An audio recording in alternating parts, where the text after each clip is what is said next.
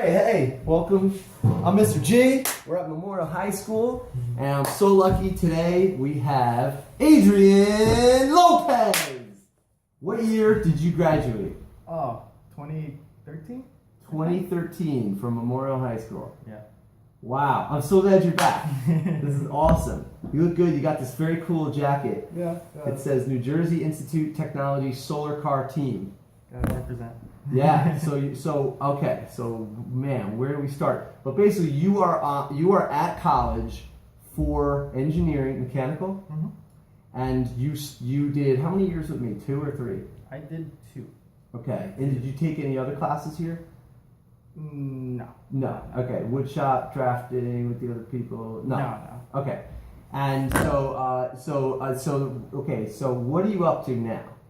And then let's go back to where you started. Right. Okay. So what I'm doing now is I'm the mechanical lead for the solar car team at NJIT. Okay. Now what is that? So that is basically I oversee designs and oversee members and teach members on how to design and manufacture all the different components that we need on the car, all the mechanical components. Wow. Yeah. That's so cool. And now, is this part of? It's similar to Formula SAE in that you have a criteria and you're going to compete against another college. Yeah, it's the same. It's not within the SAE community, but it is the same concept. Okay, so let me just explain to the audience. At college, of course, there's sports. Yeah. Right? Every college has sports. But what not a lot of people know is there's sports for engineering, and there's club.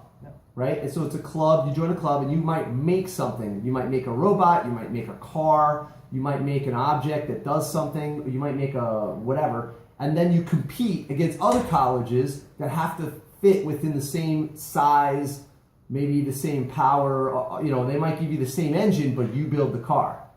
So that's a good way to explain it? Yeah. Okay. Because everybody knows about this. Yeah, this is it's a fairly old competition, but not many colleges attend it because of the complexity and the cost that it takes for it. Do they supply anything? Nope, they supply nothing. That is in contrast to Formula SAE and Baja, where they tell you this is the engine you have, and you build a car around it. Yep. Right? Yeah. So what engine do you do for Baja or Formula? That's just like a Briggs and Stratton engine? Yeah, so Baja is a Briggs and Stratton engine. They give you one option, one engine size. I believe it's 10 horsepower. Yep. And then outside of that, it's up to you. So 10 horsepower. So just so people understand at home, 10 horsepower would be equivalent to like 2 or 3 lawnmowers. Yeah, it's nothing. It's nothing. So it's a challenge because you have to make it efficient. Yeah. To speak to that end for a moment, more power does not necessarily mean you have a better car. No. So like when they sell you like this thing has 200 or 300 horsepower, but how much does it weigh? Yeah. So really the power compared to the weight. So for instance, like a defensive lineman for football, they have a lot of power. But does that mean they could chase down a football that's flying through the air? No, that's why the running back I don't even know. The runners, the people that catch stuff. Yeah. I sound like an idiot. Every football fan out there is cringing right now. I don't know. But anyway, but people that run down stuff, that's why basketball players are like lean and strong. Because it's the power compared to how much it weighs. And so this is the challenge you have. Yeah, 100 pounds means like the world in these competitions because of that. Right. If we had like a 30 horsepower engine, 100 pounds makes less of a difference. Percentage-wise, it's huge. Every pound matters. Yeah. Now, I remember, I'm sorry to go off track here, but I'm very impressed with it because I visited you 2 years ago? Or I think a year ago. About a year ago? About a year ago. And I went to go see NJIT, and they had the car. And then they were in their 3rd edition, right? Is that? That was the 2nd edition. The 2nd edition? But I remember you said you went from like 700 pounds. Yeah. To like 500 pounds in the next year, which is huge. Yeah. And then the next one you did was like 300 pounds. It was like 345-ish. That's a massive difference. Yeah, we learned every year. You know, the first year I wasn't on that team yet, but the first year the guys had very little money, had very little experience in this, and just wanted to make something, and it ran. That was 700 pounds. The second year they wanted to actually build a team and have something somewhat competitive. Yeah. To show the school that, hey, you know, we can kind of get back into this field. And we did about half, you know, mid-pack of the entire competition. So we were okay with that. But then we really wanted to like a final blow because a lot of people were graduating that year. Oh yeah, so, you want to do like the yeah, best. like all in. So you did 3 cars. Yeah, so we did 3 cars. I particularly did 2, but Okay. but it was 3 in total Yeah. from NJIT, and the third car was about 345. Wow. And in California, we won first place. No way. So, yeah. I didn't know that. Yeah, we won first place. That's In awesome. the endurance race, we won first place. We had no idea what we were doing. Like we were completely shocked. We were thinking maybe top 20. Wow. And then we were watching the races, and it was like, you know, 5th, 4th, 3rd, 2nd. That's awesome. Yeah. Now, someone who's not familiar with this, if they're watching this, let's say, if you don't know about Formula Baja, or sorry, Baja SAE, which stands for Society of Automotive Engineers. Society of Automotive Engineers. Yeah. We're tossing around like, 100 pounds, 200 pounds, 300 pounds. You're thinking to yourself, this is not a car. Cars are thousands of pounds. Yeah. Yes, we know. It's a single person Yeah. car. It looks like a big go-kart, right? Yeah. That's basically it. That jumps like good. Yeah. Good air. Oh yeah, no, it's legit. It's legit. The reason they call it Baja is because that's actually named after, I'm guessing, is named after the Baja Peninsula that's below California. It's actually part of Mexico. Mm-hmm. And I've gone down there, and they have these races down there that are awesome. They basically have every category. They have motorcycles, cars, and stuff like this. This is called a UTV or an ATV. ATV would be more motorcycle handling and no cage, and a UTV would be utility. Usually 2 people sitting side by side. But in the college competition, it's 1 person, you have a cage, the motor's behind you, and the suspension travels so that you can go over bumps or absorb an impact if you're flying through the air. Yeah. Which is wild. This thing flew. I know right now people want to see pictures. Yeah. You guys have an Instagram page? Yeah, so the Baja Team NJIT, they have an Instagram page. It's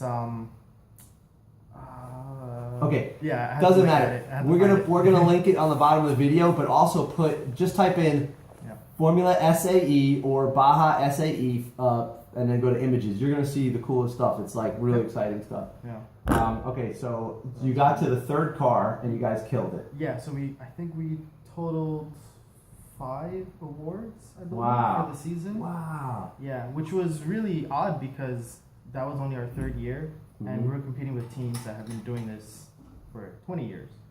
You know, but not the same. You guys were students that aggressive. They had. Yeah. I remember you guys were on a mission. Yeah, we actually became a little notorious for being very aggressive now in the SAE community. Nice. I hear even now, like from parents that are in NJIT or faculty from NJIT that hear back from these communities say that, oh yeah, people keep talking about NJIT. Really? Like, you guys are insane. Oh, that's awesome. That's awesome. Whether it's good or bad, I don't know what kind of insane. No, that's but, good. But yeah, it's Now, without giving any secrets, what do you think? Like, what do you think gave you the advantage to jump up that quick over 3 years? I would say it would be the dedication. There were days where we would have a couple hours of sleep for an entire week. Wow. And that was really tough. Yeah. And the other was being able to make a lot of references and friends at the competitions over there. Okay. Because they're very friendly people. Yeah. They want competition. They want new competition. Yeah. For the past few years, it's kind of been the same schools that keep winning I and winning see. and winning. So Right. they want change. Yep. And it's fun. It makes it more fun. So, So yeah. making friends and research that way, they teach you more. You're able to understand. So you learn from And- other teams as well. Yeah, you learn from other teams. You see what are they doing right, what are they doing wrong, Yeah. and how can I combine different ideas together to make it better. Now, one thing I remember you saying that gave you another advantage was, okay, so to summarize that, it's community, which this is part of the reason I'm doing the video. I think it's funny that we're in these schools it's a public school, right? Yeah. And I'm in a public school, but like it's kind of private. Like people don't talk to each other. So I think like it's normal to have an alumni come by and talk, and you guys go see the team. Mm-hmm. You guys are in competition, but you're talking to each other. Like you welcome the embracement of everybody's helping each other to get better. Yeah. So, okay, and the other thing I remember you saying when I went to visit, which stuck in my mind, was that you can buy or copy parts, but when you make the part yourself and it's a dedicated part, it's harder. Yeah, it's much harder. But you gain an advantage in weight. Yeah. Would you agree with that? Yeah. Was that one of the advantages? Completely, because the first year I was there, we had sponsorships from companies that provided us with pre-existing parts. Okay. And they were designed for vehicles twice our weight. Okay. So the part was going to end up because being it comes heavier. from industry like UTV or ATV. Exactly. Yeah. Okay. Where they expect two people to be inside of it. Right. So we had to combine that within our own parts, which just made the whole system overall heavy. Do you ever use any bicycle components? Yes. Mountain bike.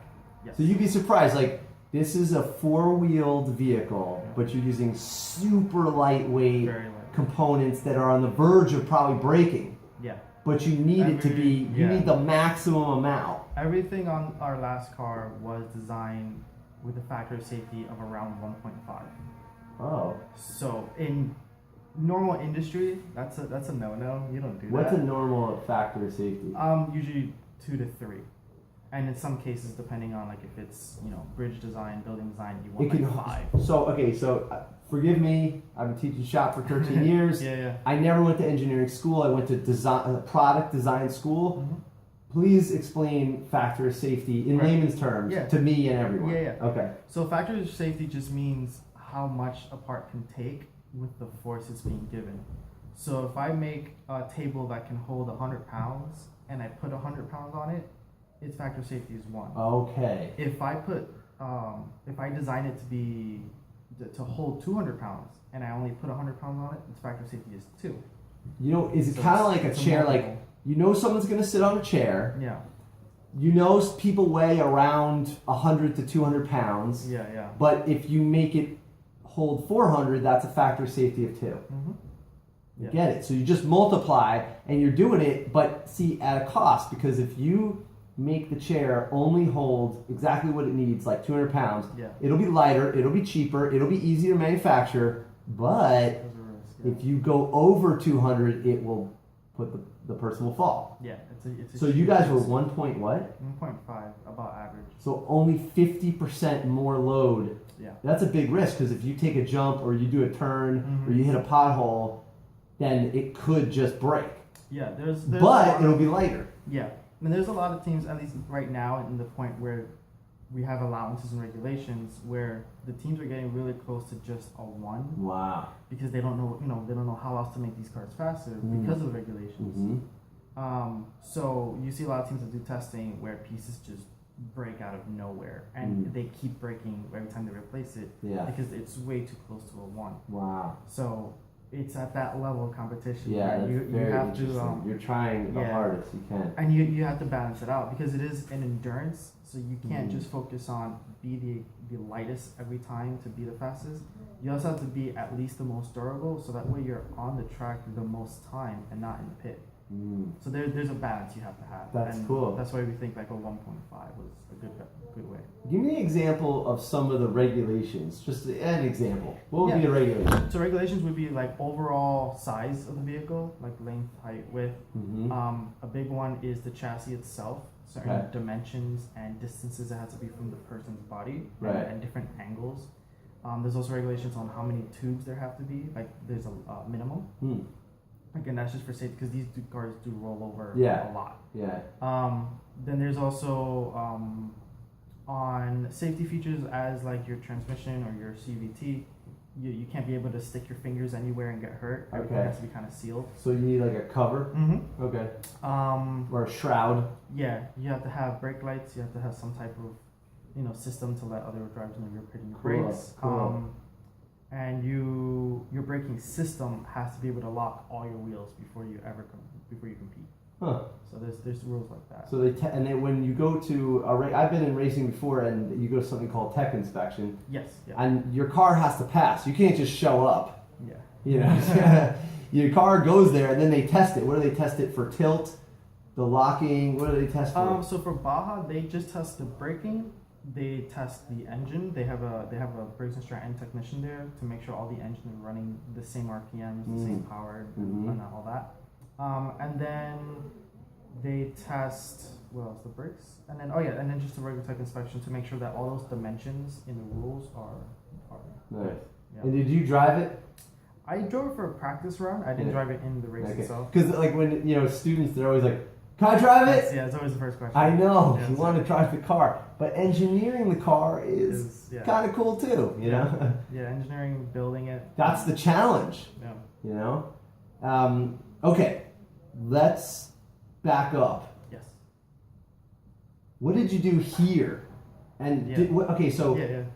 I know the answer, a little bit of the answer, because I was his teacher, but what did you do here that you felt was valuable to get you to this point? And let me just, one thing, is that NJIT is an engineering school, but the hands-on part of it is mostly in the clubs, is that right? Yeah, it's mostly in the club. They're trying to change that, but it's still in the process. So right now it's still in the clubs. Okay, and actually, we should talk to that for a minute. Let's stay on that point for a minute.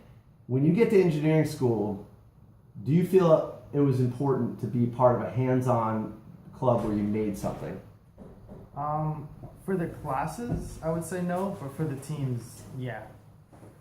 Yeah. Yeah, for the teams, having that knowledge of hands-on already was a big help. For classes, the first 2 years, it didn't matter at all because they were just your math, your physics, your chemistry classes, your history stuff. Right.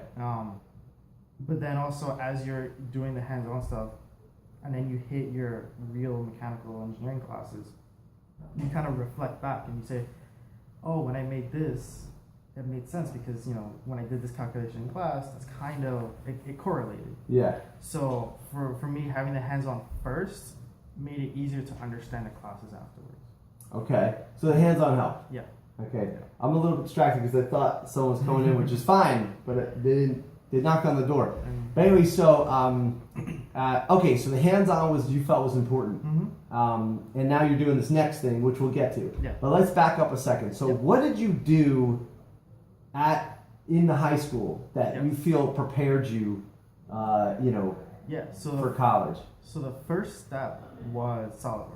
Okay. That was really the first initial thing that created the domino effect. Okay, and a lot of people know what SolidWorks is, but SolidWorks is solid modeling. It's like three-dimensional CAD. Yeah. Yeah, that's. Yeah, I remember we were in room 106. That's my baby program. Yeah. I'm still my favorite. Wow. Yeah, so that was started it all. Even when I went to the university and went to the teams, and I told them, hey, I'm certified in this program. They looked at me like, but you're a freshman. How? Nice. So it's very uncommon. So you had, do you feel like you had an advantage over other students? Yes, absolutely. With the calculations, that was something I still had to learn, but getting the idea of designing and seeing things in that three-dimensional way makes you understand how it will then be made in real life and how it can be altered. So that was easy. Would you say that the CAD programs in a way kind of teach you engineering in a way? Yeah, it teaches you engineering, but it also teaches you how to see things differently than you normally would. You don't see things at face value. You kind of see things a little more intricate. You got like an X-ray vision. Yeah, in a weird way. Yeah. Like when I see things that interest me, I think of it and I'm like already seeing it in my head. Okay, how would I build that in 3D? You're like, how would I build this?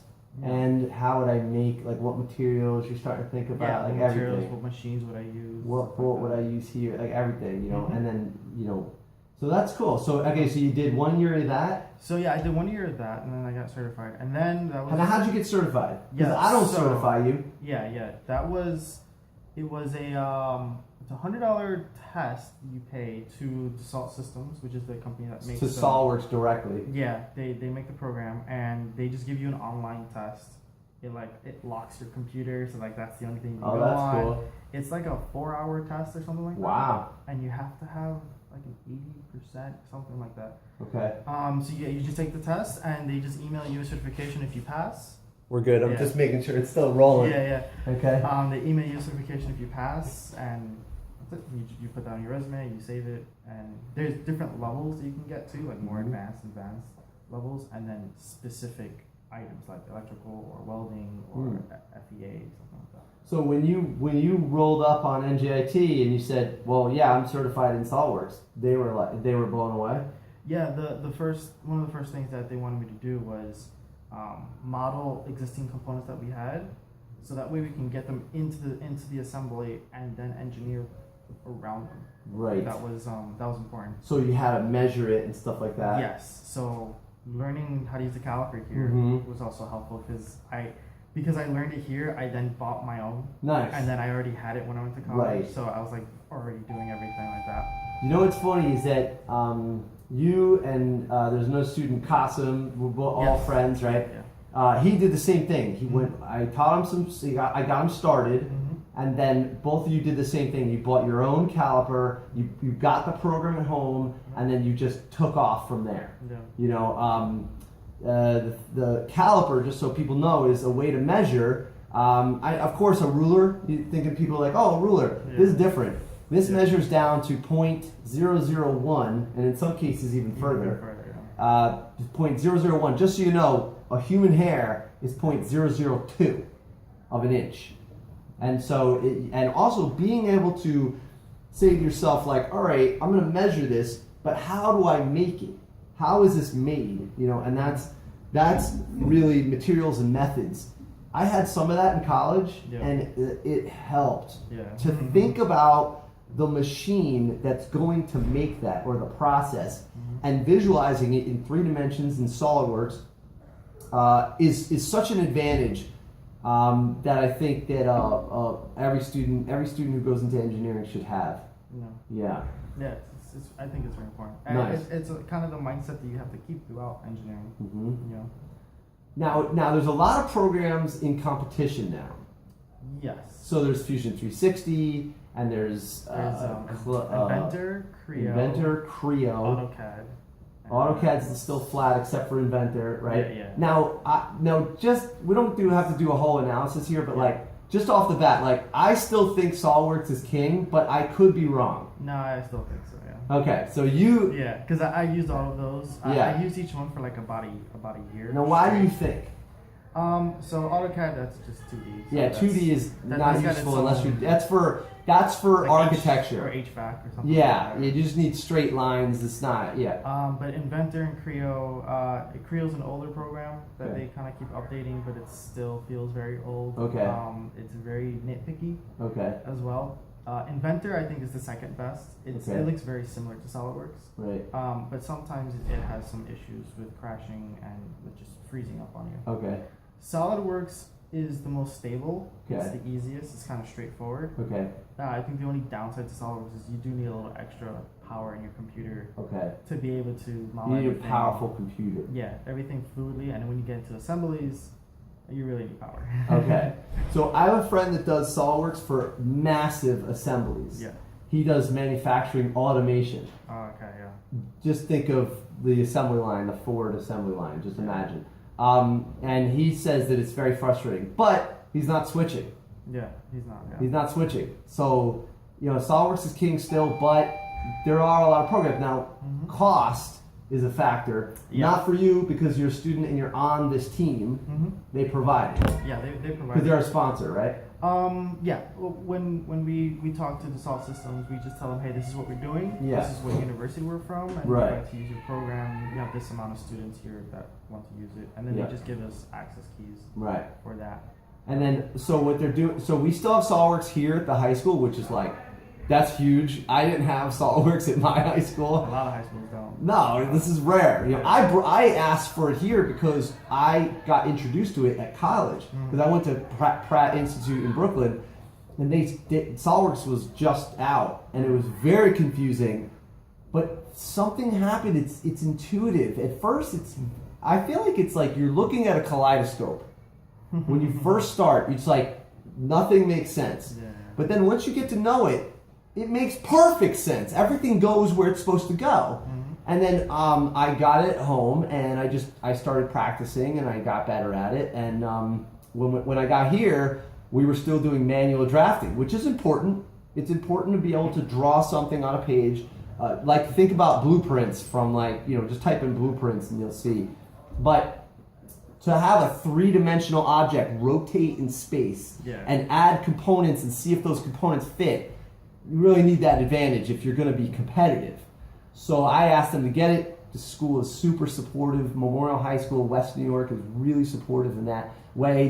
They bought the program, and now we have like a 30-seat license or whatever it is. And now people, there's the benefit. You're looking at the result. He has the advantage when he got to college, and now you're a senior now, right? Yeah, I'm a senior now. And he's onto this advanced program. So, okay, now that's okay. So we're back at the story where he got started. And then that was first year with me. Then the second year, what did you get? The second year was the electric Lotus. Right. The Lotus 7. Yeah, Lotus 7 is like a race car from the 50s, but the plans are open source. Like you can just type in the plan and you can get all the draftings. So I wanted to build one here. We still didn't finish it, but we got pretty far, and he was on the team. We got the parted suspension, the whole chassis, the drivetrain was just needed the drive shaft, but the drivetrain was there, the electronics worked. Yeah, the electronics were. Yeah, it's pretty close actually. Yeah. So that was that. That was when I used SolidWorks to model the chassis and model the other components, especially the electrical components. That was interesting because it's smaller and more detailed. So that's kind of where I started to learn that skill of just making everything look like the actual, real world. Oh, I see. Yeah. Instead of just copying the important shapes, make it look like a replica. Nice. So that was where I learned how to do that. And you did a good job. You put all the parts in there. What do you feel like you learned from? Okay, so you learned that. Yeah, I learned that. And also just vehicle components. I loved cars when I was in high school, but I didn't really dive into it too much. I just knew that they worked. Yeah. Here's some of the pieces that make it work, but not everything. But with that, I started to really see every process that goes into it. And that wasn't just during school. We did like an after-school thing. Yeah, like a lot of hours after school. Yeah. We took that one to the auto show. Yes. So I have a picture of you standing next to it with the lights on and everything. It's cool. I'll link that photo. It's pretty cool. Actually, that'll be maybe the photo of in the thumbnail of the interview. That would be cool. That would be cool. Yeah. So, what do you feel like you gained out of all this stuff in the high school, and then what did you like? How did you bring that to the next thing? Yeah. So, well, for one, it made me realize like the real world practical use for what I was learning with like SolidWorks or just even some of the machining here, and kind of made me realize that this new field that I was going into, it kind of gave me that taste of what it was like before I made the decision to finally go into it. Before I paid that first tuition bill, I got that taste of it, so it gave me that reassurance. Right. And when I finally went and got into the teams, I was able to look at all these different tools and stuff like the drills, the notchers and drill bits, not drill bits, metalworking tools. The milling machine. The milling machine, yeah. Because I had some of that knowledge already, it made it so much easier. Yeah. People are looking for me. I don't know. Yeah, it's fine. There's no clash right now. So yeah, it made that transition a much easier process. Yeah. All right, so this helped out. Okay, very cool. So now, looking back, is there anything I could add that would be better? So like, what do you think? Is there anything that you could think, well, okay, when I got to college, I realized if Mr. G taught me this, or we had this tool or that tool, or this class or that class, it would have been better. Because you did add a few more tools here. Yeah. Like this is what I would say. Okay, so he's pointing to the lathe. Yeah, the small lathe. Now the lathe is what makes anything round. Okay? No. So, to give you an example, if you were to make a baseball bat, how would you make that baseball bat? It's a spinning device with a cutter. But obviously, baseball bat's pretty broad. We're talking about smaller things or bigger things. Anything round, you can make it out of metal, whatever. And then the milling machine is anything that holds something. So you're going to put holes in it. You're going to put shapes in it. It's going to connect to something. It's like a holding. You're making the thing that holds other things. This is kind of like my analogy. Yeah. But basically, it's the mother and the father of all the other machines. Yeah. Is the mill and the lathe. Yeah. Would you agree with that? Yeah, because those gives you your two basic shapes that can then transform into something else once you alter it afterwards. Mm-hmm. So, but you start off with these two. Now, this is just bench top. These are small. Yeah, these are very small. We should get the full size, right? There's NJIT who just bought one of these. Uh-huh. They take up, I would say, from at least that wall to maybe that, Oh, wow. to that top piece. A lathe. Huge. And yeah, it's very huge. Wow. And milling machine, like a Haas milling Yeah, machine. oh, sure. Got like the slider door. Oh, yeah, This is automated. Like the big one. Yeah, there's ones that are automated. See, we're just doing manual stuff where you decide where the cutter goes, you measure, right? But there's ones where you type in the program and it cuts it for you. Mm-hmm. So we'll work up to that. Right now we're doing manual, but Yeah. right, we don't have a full size, which would be great. Yeah, it's fine. So like this was really cool. Like Yeah. I didn't know how to use a lathe when I went Yeah. to NJIT. I finally did learn on the second year. We Uh-huh. started making all of our own pieces. Wow. That was when I started learning how to use the lathe that we had there, and that thing was old. That was Wow. really old. Yeah. But that's great, you know. Yeah. But now, because it's old, does it make it obsolete? No, it worked just fine. See, I was able to get it to, I think it was like 3/4 thousandths of an inch accuracy wow, every time. that's pretty good. Yeah, off of the really. He's talking about a human hair, basically. Yeah, it was a really, but they did outfit it with like a new digital. Oh, yeah, reader. DRO, yeah, digital. Yeah. Because when there's the lash, Mm-hmm. and it's hard to get a reading. Yeah, Yeah. I was thinking about upgrade. Yeah, we could upgrade. We have a lathe over here from the 40s, and it doesn't have the digital, and that would be really helpful. Yeah, so that was cool. So that's what you would recommend is to double down on this. Yeah. More lathe, more machining. Yeah. Is there anything else you would add? Process, because I think when you have the 3D SolidWorks thing, and then you have the 3D actual building Right. pieces here, Yeah. it's a much easier translation to students of seeing what they design into how it's made. Okay. And I think that makes it a little more exciting too. Right. But other than that, I think that's really like a core thing. Okay. Yeah. Okay. And just to be clear, a lot of people, they're very familiar with the three-dimensional, the 3D printer. The 3D printer is great, but what he's talking about is the 3D cutter. So this is the 3D cutter, and this is the 3D spinner cutter, right? And basically, the mill and the lathe. I was just trying to think of ways, because I don't know who's going to be watching this, and they might not be familiar, you know. Yeah. So basically, just think of a 3D printer, but a 3D cutter. 3D printer is great. They're accurate, but it's additive, and then these are reductive, and you can use